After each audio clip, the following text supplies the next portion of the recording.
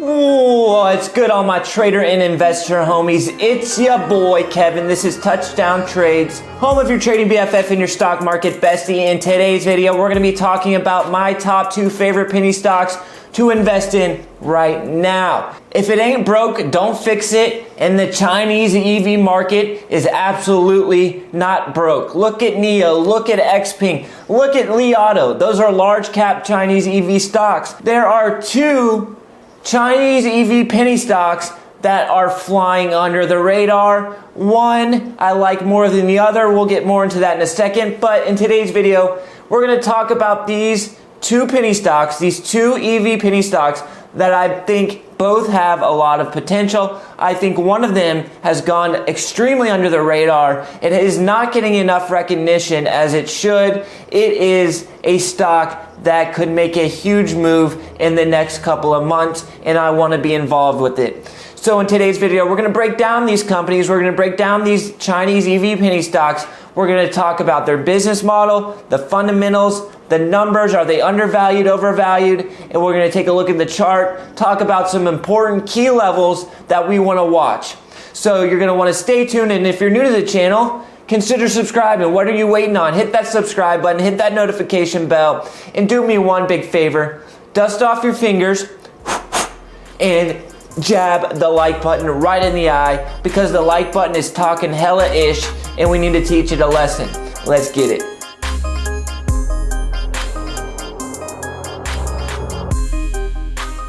All right, trader and investor homies, grab yourself a Diet Coke. You always need a Diet Coke when you're doing your research, when you're doing your due diligence. You need some caffeine, and the best way to get that is Diet Coke. And no, I'm not sponsored by Diet Coke. I just drink about 18 of them every single day. So crack open a caffeinated beverage, and let's talk about these top 2 penny stocks. But I am sponsored by Webull because they're the best broker out there right now. And if you use the link in the description, deposit $100 or more, you will get not 1, not 2, but 3 free stocks valued up to $1,600. The best broker, the best deal. Check them out after the video, link in the description. The EV market has been insane, and more specifically, the Chinese EV market. Look at this NIO stock chart. NIO has been crazy strong. I don't know what's going on. This 1 year, 1 day NIO chart is absolutely insane. Look at this move from under $5 all the way up to $54 a share. We also have another Chinese EV company, XPeng, also has made an insane move. And you're right, these are not penny stocks, but we are going to be taking a look at a Chinese EV penny stock as my top penny stock right now. That ticker is KNDI. That is Kandi Technologies. This is an EV company based in China, but different from all the rest of the Chinese EV companies. They are beginning to sell their cars in the United States right now. So they've already done something that the other bigger EV auto manufacturers based in China have yet to been able to do. So let's look at the chart real quick, and we can see that this thing made a crazy move from under $4 a share, from right around $4 a share, all the way up to $17 a share. So the potential for an explosive move on this KNDI is real. We have since pulled back considerably, and we're currently trading at $10 a share, giving us the opportunity to buy this thing at a significant pullback. You guys know my motto, the Touchdown Trades motto: buy the dip, sell the rip. Let's break down the KNDI business model real quick. We're here on the KNDI website, the Kandi website, and we can see that their product offering is primarily focused on these smaller EV vehicles, and I like it. I like it because the Chinese offering, the Chinese consumer, they want smaller vehicles because the urban cities in China are very tight. The roads are crazy. So these small vehicles, these compact vehicles, can maneuver in and out and get around that traffic easier than a full-size sedan could. Who is Kandi? They are a pioneer in electric vehicles. We'll talk more about that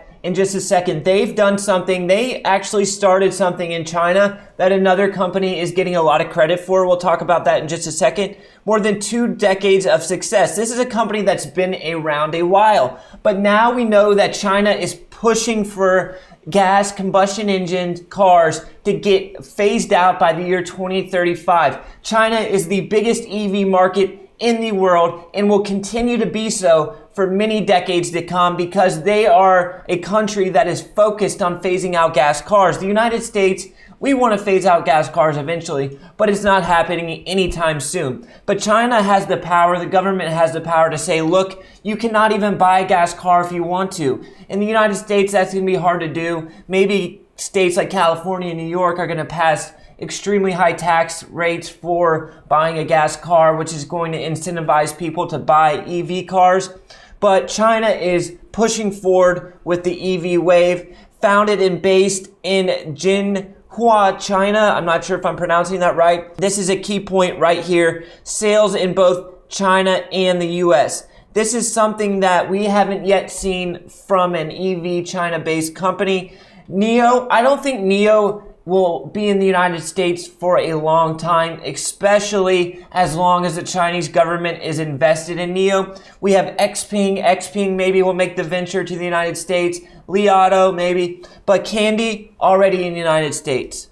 They have a massive market opportunity chart. China is the largest EV market in the world by over 50%. 2022 forecast is 2.2 million EV vehicles. Over 40% annual growth in 2017 all the way to 2022. We have a look at this graph here, and we can see that the US is this like grayish color. Absolutely barely any vehicles sold. Look at China. Just a massive market share in China compared to the rest of the world. Kandi's vehicles are, we just looked at them, those small compact vehicles, so they're entry-level EV vehicles. They're not very expensive. And China's market is dominated by entry-level vehicles. Kandi specializes in entry-level vehicles. That is why I'm so high on this stock. It's because that small compact vehicle, I personally think it has a lot of potential in the Chinese EV market. It's a lower price point, allows more middle class consumers to be able to afford it. And if you live in an urban environment, you can just zip around those city streets in your small compact car. Not only do they manufacture and sell EV vehicles, they also manufacture and sell EV parts. So they are also distributing EV parts to other EV auto manufacturers. That is another great source of revenue for this stock, for this company. The K27 affordable starter EV starting at only $9,999. This is that small compact car that we were talking about, starting at less than $10,000 US and a federal tax credit. So this is an awesome starting price, and if you're looking for an entry-level EV, you can't go wrong with this K27. So it has a top speed of only 63 miles per hour, but plenty of get up to drive around the city in a range of 100 miles, and that is plenty of range to drive in your urban settings. And then you take the next level up in the K23 starting at $20,000. You have the 4 seats, more of your compact sedan model, and it's going to be more orientated if you have a family, you have kids. This K27 is going to be more up your alley. It has a top speed of 70 miles an hour. Could drive this guy on the highway and almost 200 miles of range. So if you have a little bit longer of a commute, this K27 or this K23, I'm sorry, is maybe a better option. So they launched in the US on August 18th, and they already have over 700 pre-sale deposits. That is good news for this company trying to get a market share in the US, get some of that US consumer base down. I think this is really good news. I think it's going under the radar. I think a lot of the other Chinese EV auto manufacturers are going to have a difficult time getting to the US. This is giving KNDI the first mover advantage, and they are already getting pre-orders, pre-sales. It's a really good look for this stock. They're also exploring local manufacturing options. So if they can get that manufacturing in the US for the US division, that will help cut shipping costs and lower the price point. We all remember when NIO came out with the big news of the battery swap, where you'd buy the car without the battery and then you rent the battery so you get the lower sticker price. It was really big news on the NIO front. Well, actually, KNDI invented this idea back in 2009 and NIO took it from KNDI. So KNDI invented the battery swap in 2009, fully automated one-click battery swap in 90 seconds. Sound familiar? So this company is innovative, disruptive, and I love investing in innovative and disruptive companies. Right now, KNDI has a market cap of only $572 million on sales of $120 million annually, giving it a price to sales ratio of under 5. Let's compare that to NIO. NIO has a market cap of almost $70 billion on sales of $1.5 billion, giving it a price to sales ratio of almost 50. So from a price to sales ratio perspective, KNDI is 1/10 the cost of NIO. 1/10. So you're getting almost a 90% discount from a price to sales ratio versus NIO. And maybe NIO has more growth opportunities ahead of it, but I think KNDI has a lot of growth ahead of it as well, and I think it's just flat out too cheap. I got the chart pulled up real quick. Let's take a look at this thing, and I'll tell you my investing plan for this KNDI. So we have some volume consolidation in this $11 area, and it's going to be important for this stock to break over that area. We're testing it right now, and I think if we get a daily close above $11, this thing heads back up towards $14 a share.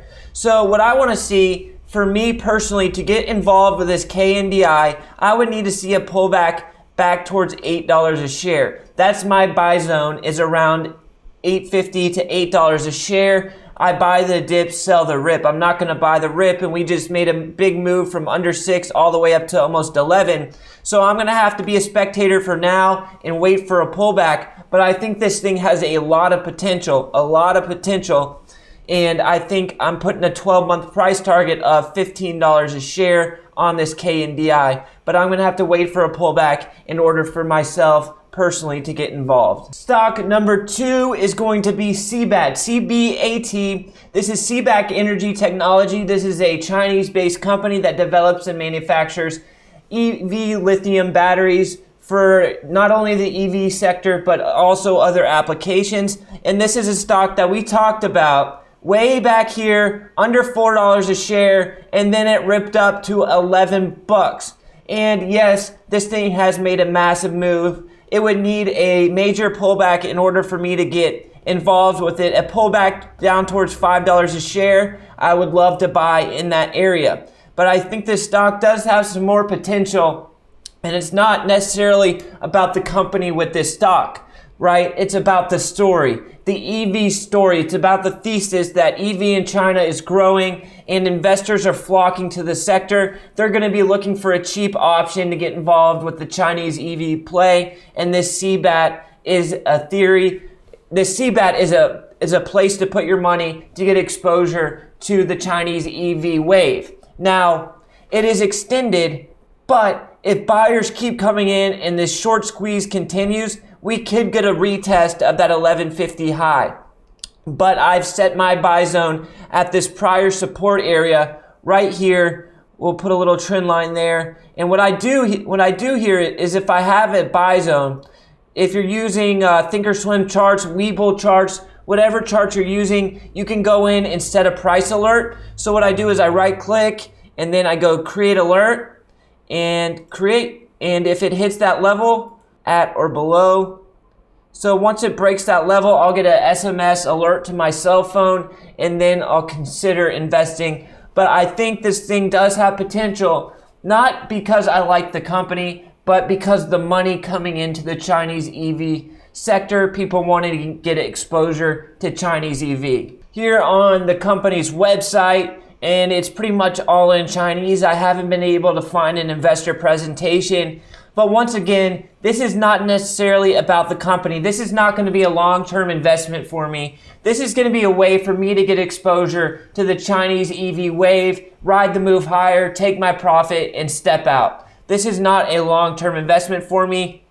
We're at a market cap of almost $420 million on sales of $24 million. So it's a little bit pricey right now. It has made a pretty intense move, and there will need to be a pullback, but I think the potential is there, and we want to keep our eyes on this stock. All right, guys, that's going to wrap things up. Hope you guys liked the video. If you did, go down there and like the button. Also, if you haven't yet subscribed, what are you waiting on? Hit that subscribe button and that notification bell so you get alerted every time we post a video. Also, check out the link in the description for Webull. If you're looking for a new broker, Webull is offering 3 free stocks valued up to $1,600. All right, guys, I'll catch y'all on the next one. Until next time, peace.